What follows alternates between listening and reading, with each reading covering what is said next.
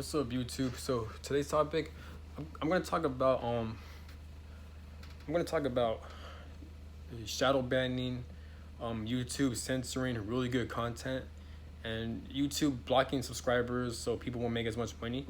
And people who talk about bullshit, who talk about stupid shit, they tend to get a lot of views. They tend to get a lot of subscribers. Not every YouTuber is like this, but I'm talking about most YouTubers who talk about just dumb shit. Who talk about shit that's useless. But yet people fall into it, and that shows how fucking stupid this world is.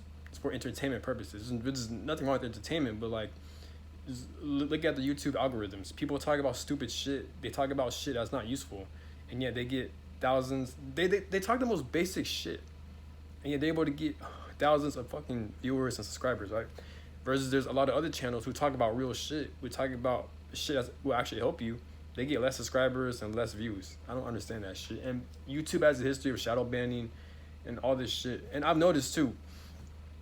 I'm not gonna get into it. Actually, yes, I am. Fuck it. Ever since I made my YouTube channel, like I've noticed, like I be getting like there's a website called LinkedIn, where like I have like either one or two people always lurking at my LinkedIn profile, and I've never like researched it. I mean, I never logged into it. Like it's been like 5 years. Chauncey one, he experiences the same shit too. Like he actually experienced it. Like he mentioned that like on our LinkedIn profiles, like we have people lurking and shit. At least one or two people lurking. Ever since we made a YouTube channel, especially if we're trying to drop content that exposes this fucking realm, right? And that comes to show, like it could be the government, it could be the elites, it could be anyone that's really stalking us or that's really like on our shit. I don't know, man, but all I'm saying is this. And I understand, I'm not saying my YouTube channel is good, mine's perfect, because I understand, like, in order for you to attract a lot of viewers and subscribers, you need to drop good content. Me, I don't edit my videos. I don't edit my background. I don't edit my audio or my settings, right? I don't do any of that shit. I just simply got my phone and make videos, and whatever thumbnail that's available, I'll put it. So I understand I need a lot to work on when it comes to my YouTube channel, or with my YouTube videos, but more so like the purpose of my YouTube channel is like, yes, I'm trying to dish out self-help and advice, but like more so I'm kind of using YouTube as kind of like a therapy, or kind of like a fucking where like I could let out all my anger, or I could let out all my stress and shit. This is why I named it Speak Your Mind. You know what I'm saying? So this is why, like, when I cuss a lot, or like when I tend to act up, it's not personal. And don't take what I say to heart, because I'm just projecting my pain and anger with this world to this YouTube channel, right? So don't take it seriously. I'm just speaking my mind. All I'm saying is this, right? I'm not gonna give up. I'm gonna keep making YouTube videos, but I make YouTube videos so I can make money in this bum ass fucking matrix, right? But Chauncey One, he mentioned this on his YouTube video, on his YouTube channel. He mentioned that like in this society, in this world, they have an algorithm where like the elites or the government, like if you're posting, if you're in the right alignment with certain energies, he mentioned that like when you're in the right alignment for this world, for this bullshit corruption, you're gonna attract more views and subscribers, because that's how he mentioned, that's how the Masons want certain people to post content like that. So if they're posting bullshit, if they're uploading bullshit content that's not gonna take people nowhere, yes, they're gonna promote that. They're gonna get more views and content like that. And I'm not saying every YouTuber is like this. I'm saying most actually. Some YouTubers do have a large following, but they actually post good content that's actually useful, and they're not being used, or like they're not like on some secret shit. You know what I'm saying? But check out his channel. Check out Chauncey One. His video, because he be speaking facts, man. Like he be speaking extremely facts. CHONCYWON. Check out his lives too. He makes really good content. It all resonates. But I don't know, man. I'm just mad, bro. Like I'm just this past weekend, man. Just like a lot of like, I'm not sure if it's energies or something going on with the full moon, but like I've been feeling extremely agitated, just very emotional, and I don't know what's going on. Like I'm just having memories, or like epiphanies and realizations of like just people trying to use me, people just trying to like steal from me, and just people just being assholes towards me, man, just by dealing with like toxic family members, or it's by dealing with like people at the workplace trying to use me or trying to steal from me and shit, or they're trying to like take advantage of me and shit. So like even past narcissistic exes and shit. So all this shit's coming to the surface. I thought I healed from all that shit, but I guess not. Since I still feel some type of way about it, but I don't know, man. I'm not saying I'm perfect. I've done some dirt too that I need to work on. No one's perfect. But I'm just saying, like, more so I'm speaking about things I had to experience. You know what I'm saying? But I don't know, man. So,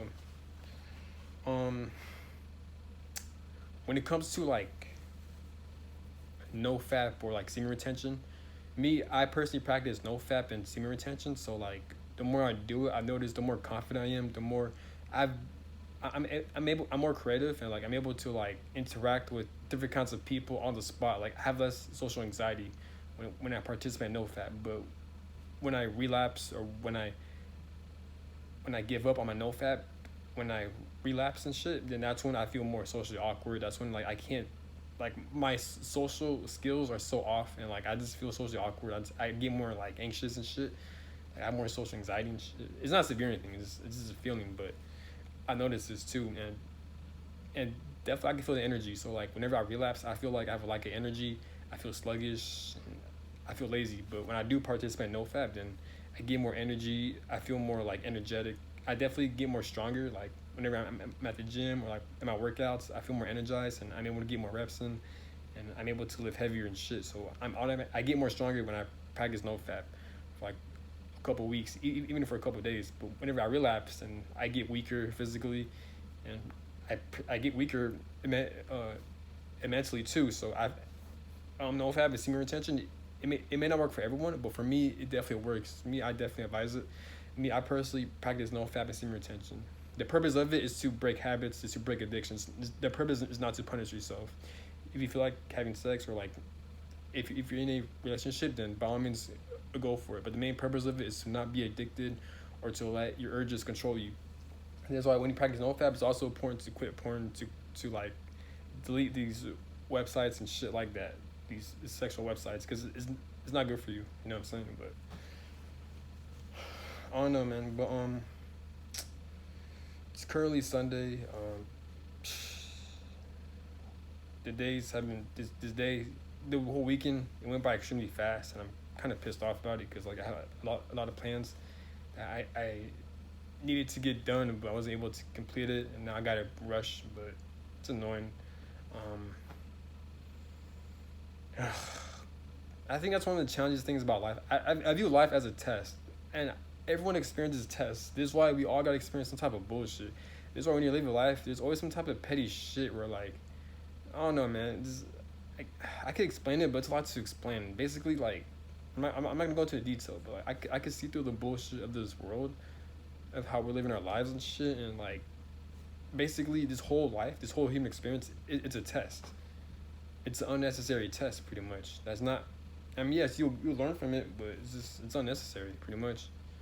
This human experience is not all of it, man. It is why, like, you gotta work so hard. You gotta go through so much shit just to get the things you want. In reality, you shouldn't have been having those things, but this life will put you through so much shit just to get those things, in order for you to be more engaged with life. You know what I'm saying? That's my opinion, but I don't know, man. This is why it's important to use your anger as motivation, man. Like, I don't know. I be thinking the past people I've dealt with, my past experiences, and I'm like, there's no way in hell I deserved to experience those things from people, from life situations and shit like that. But more so from people. I've always been around just shitty people, man. Like, this is why I gotta act a certain way towards people. This is why, like, I'm more on guard with people and shit like that, or like I gotta act dumber around most people and shit, because they're fucking stupid.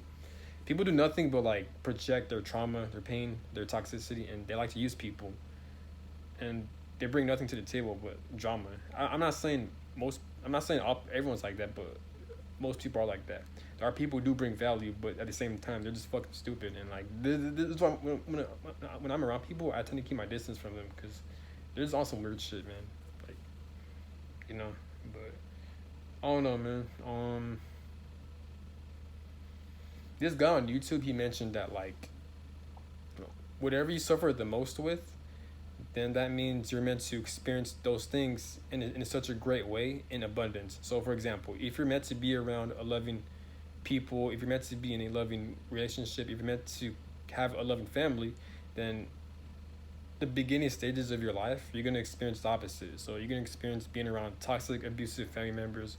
You're gonna experience being around just toxic, dumbass people who like to use you, like to abuse you and shit. Very retarded people, and people who you don't feel connected with, who you don't resonate with, and you're gonna experience all this bullshit. And you're also gonna experience a lot of like narcissistic, abusive fucking exes, just dumbass exes and shit. Shit, you may be single your whole life, but then in your second half of your life, in your older stage, when you're like 50 or 40 or some shit like that, then that's when you experience like loving romantic relationships. You're able to create a loving family, and you're able to meet very loving, like-minded friends that you didn't think were possible.